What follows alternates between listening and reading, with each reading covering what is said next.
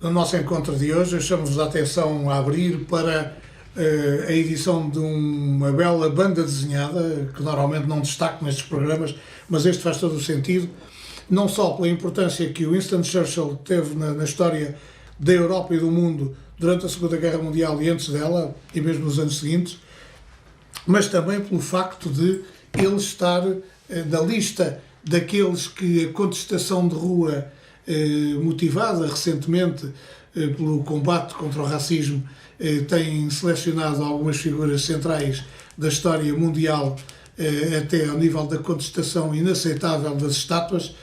Não é apeando estátuas que se transformam o mundo e que se transformam a visão da história, mas Churchill é uma das grandes figuras da história contemporânea e o responsável central, um dos responsáveis centrais pela derrota do nazismo hitleriano e do modo como ele podia ter transformado e destruído o mundo caso tivesse ganho numa guerra que Churchill e as tropas aliadas ganham em Berlim no final de abril de 1945. Uma excelente banda desenhada com a chancela da Gradiva. Tem aqui os 2 volumes, que junta como autores Delmas, Regnault, Camardella e Kersoldi. Uma narrativa visual e escrita muito bem construída e apelativa. Para mim, que não sou um consumidor habitual e frequente de banda desenhada, é um destaque importante para aqueles, sobretudo os mais jovens, que também amam a banda desenhada e a imagem, um livro que vale a pena ter e que vale a pena partilhar. Aqui fica a chamada de atenção. Chamada de atenção também para um livro do Círculo de Leitores, Narrativas dos Livros de Linhagens, com a assinatura de José Matoso. José Matoso, nascido em 1933, é um grande historiador, um historiador consagrado, reconhecido, premiado. É um autor que vale a pena ter como referência e ler. Ele mostra em que medida a história e a fantasia conseguem combinar-se nos trechos narrativos que aparecem nos livros de linhagens medievais e que, envolvendo aspectos da realidade palpável e detectada e conhecida, com outros da imaginação, dão narrativas que podem ser depois desenvolvidas a nível do texto de uma outra maneira. É um livro fascinante, construído e organizado por um grande historiador sobre a realidade que nos cerca e nos envolve e que vem, naturalmente, da solidez do imaginário medieval. Um livro de temas e debates com a assinatura de José Matoso. Depois, um destaque, sobretudo para os mais jovens, uma pequena biografia assinada por Andréia Cunha e André Serrante, que tem a chancela da Alateia.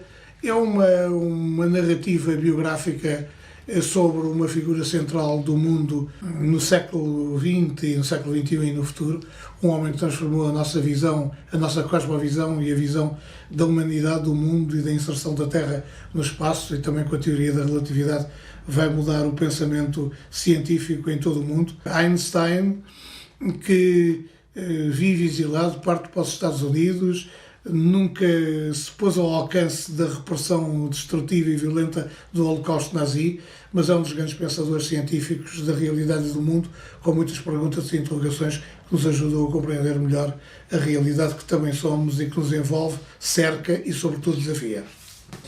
Destaque ainda para um livro que saiu agora, da Gradiva Romance, com um prefácio de Francisco Louçã e também um texto introdutório de Viriato Sormanho Marques.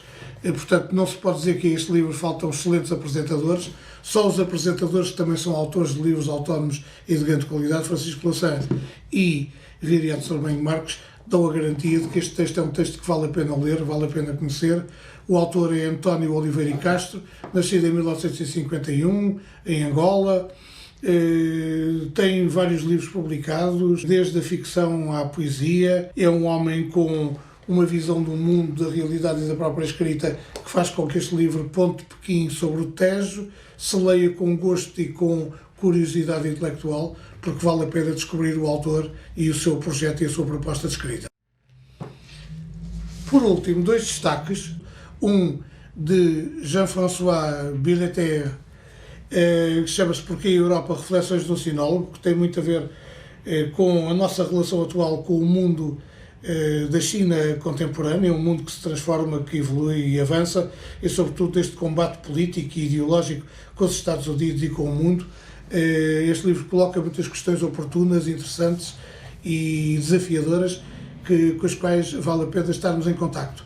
Outro título, portanto, que sai também pela Guerra e Paz, no quadro das suas edições de ensaio, é A Ideologia Afrocentrista à Conquista da História, A Memória em Leilão, um livro que se lê com gosto, com prazer e, sobretudo, com fascínio, que suscita as grandes descobertas intelectuais.